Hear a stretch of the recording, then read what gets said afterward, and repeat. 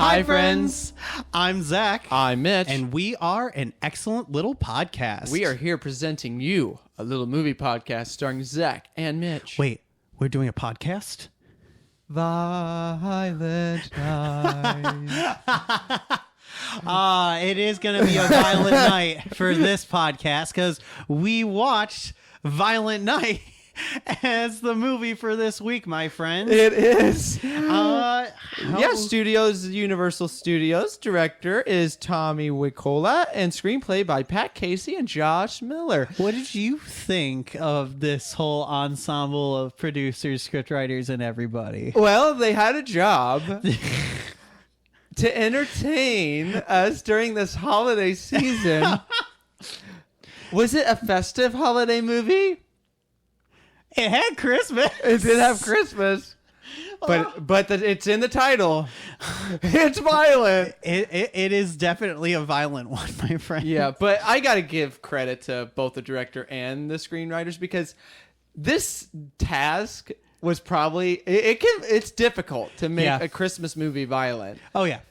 They succeeded in that. 100%. And I felt like they were just like, okay, there's always the stereotypical, Santa's coming to town and he's back for blood. Like, making that movie is always a joke, but they actually went, you know what? Let's do it. Let's actually make this kind of a movie with an actual budget, because there's always your one-offs, your B and C listers that will attempt this, but no one on a AAA grand scale has ever financed a movie like Santa Claus just ripping people to shreds. So props to Universal for having Santa Claus being their next movie monster. Before I tell them how we split up the episode, since this is Universal, this could be a Horror Nights house. Oh my god, that would be so phenomenal. I mean, you can picture it though, right? Oh, 100%. 100%. You got to do it now, Universal. Okay, my friends, once again, welcome to the Little Movie Podcast. Yep. So we do things a little differently here. So how we split this episode up, we have our introduction, which you just heard. Thank you for listening. We also have a non-spoiler section. Well, I will give my thoughts. Zach will give his. We will talk about the cast performances and other non-spoilerly things. Then we will give our honest review. Mm-hmm. Zach will kindly, whenever it gets to that time, describe how we do that. Then after we review, one of us will sound an alarm, and then we will go into our spoiler section. Then at that time, we will end it with a nice slice of fruitcake. Ugh. Ugh. It's violent. It's going to be a violent night, my friends. Oh, by the way, happy holidays. Happy holidays, my friends. We're really kicking off into this holiday season with a not so family-friendly holiday movie, but we'll go ahead and get into that in just a little bit. So thank you for splitting up the episode. Yeah. Mitch, since you split up our episode, I got a gift for you. Yeah.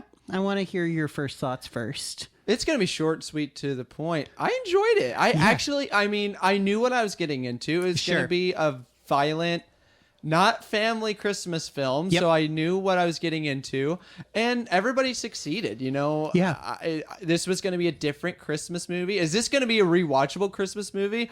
Probably not. Oh, I will 100% But rewatch from you this. and I, because we enjoy it, because I feel like you and I are feeling the same drift here. But I enjoyed this film. I got to give a lot of credit to Universal for nailing this out of the park. 100%. Well, about you, Mr. Zach? Oh, I love this movie. This movie was gorgeous. Well, and again, you're really not setting a high bar here. It's Santa's come to town and he's here. And there's blood. And there's blood.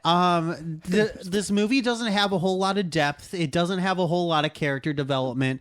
But where you're going with it from your trailers, you know what you're getting, and you get it in spades. It's really great. And there were some small touching moments, but nothing of oh my god, I'm gonna cry. No, it's Santa going to town on these mercenaries. Literally, it's great. Oh yeah. Speaking of, thank you for pointing that out. Brief summary is when a group of mercenaries attack the estate of a wealthy family, Santa Claus must step in to save the day and Christmas. Aw. Well, speaking of, thank you. Speaking of Santa Claus, let's talk about the cast. David Harbour as Santa Claus. Yeah. I could definitely see him. I feel like he'd be that dumb actor that would actually be Santa. Uh-huh. And actually like go to a mall like half drunk and be this. Let's put it this way, friends. This is not your dad's Tim Allen Santa Claus. Nope. This is like your bad Santa Claus, like, you know, Billy Bob Thornton. Yeah, uh-huh. No, I like this version of Santa, and kudos to David Harbour because I feel like he had a ball doing this. Oh film. yeah, and it was such a different take as Santa.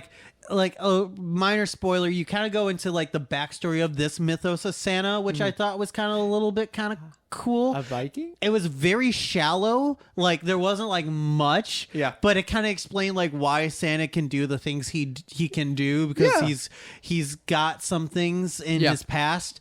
But again, won't get into those spoilers just yet. But like I really enjoyed David Harbour. A very different take on Santa, like a more rundown Santa, but still like a little bit of the magic there.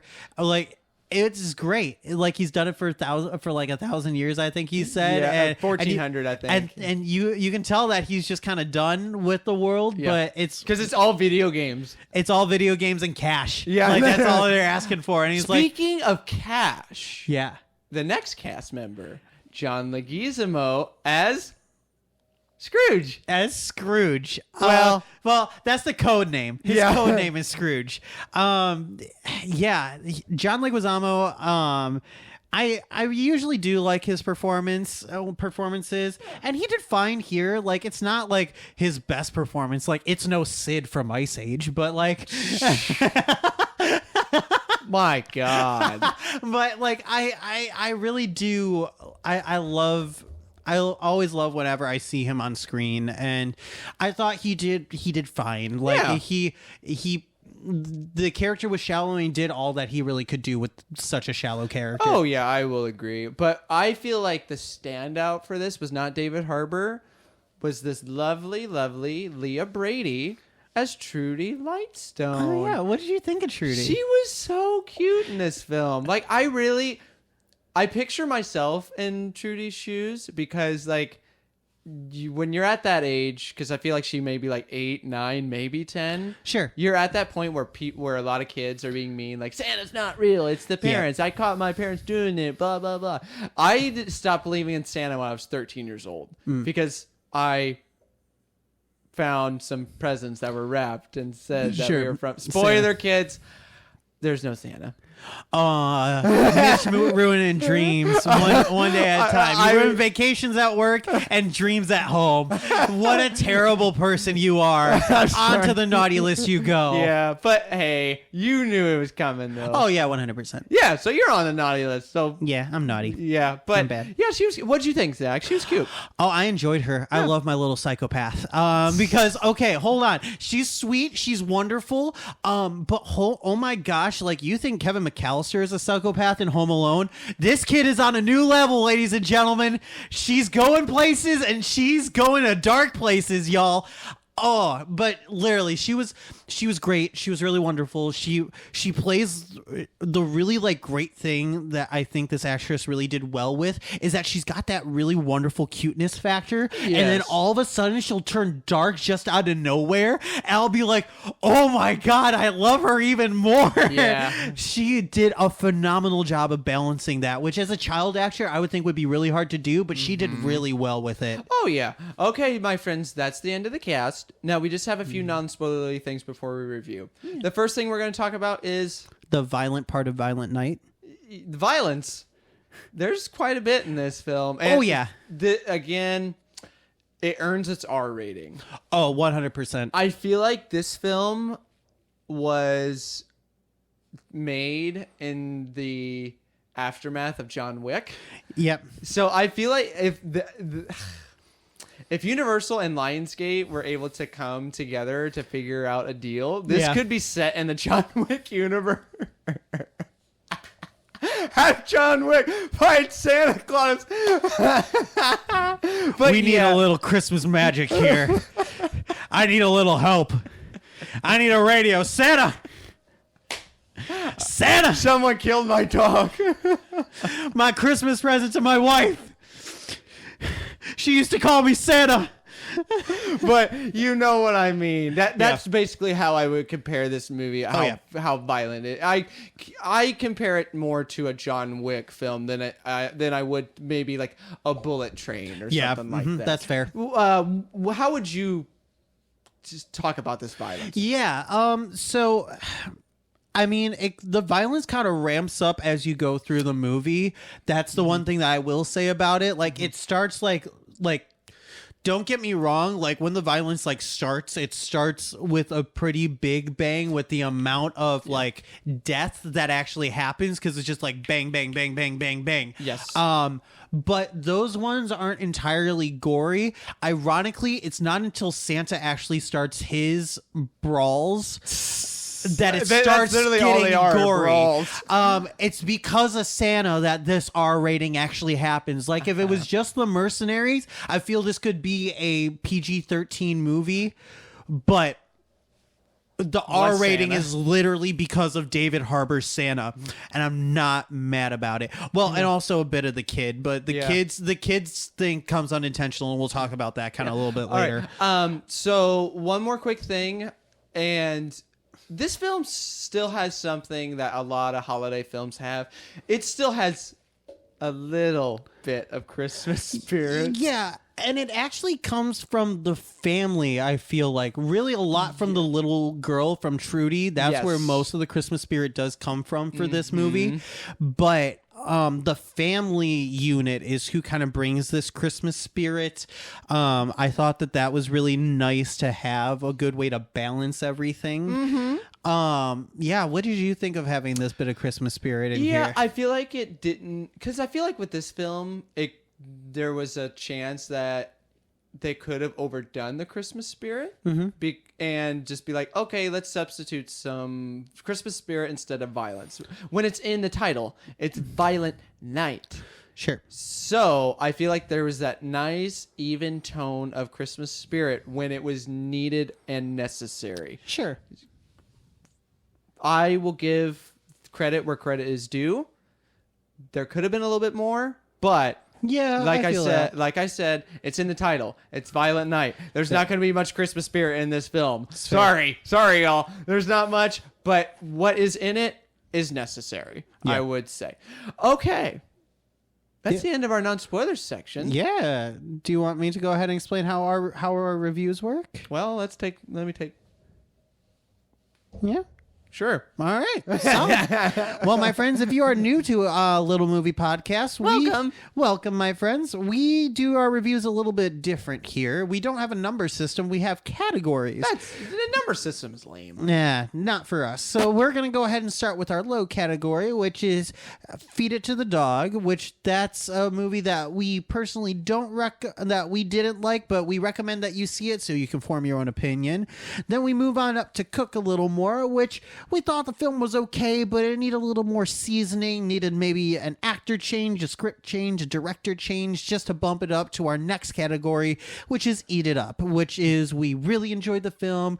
We hope that you do see it in theaters if you can, but if you can't, we understand. Go ahead to streaming, but we think that you should see this in the theaters. All right, Zach. So since you did such a great job of telling them how we review the film, would you like to give your honest review? Yeah, absolutely. Fire away. I ate this movie up. This is a very solid Eat It Up movie because they were like, all right, Santa's come to town. He's going to kick some ass. Like, let's get it. And yeah, that's exactly what we got and more. I really did enjoy this movie quite a bit. So it's definitely a big Eat It Up for me. Mitch, what is your review for Violent Night? So if this plate was cookies and a nice glass of milk. Not skim milk. Not skim milk.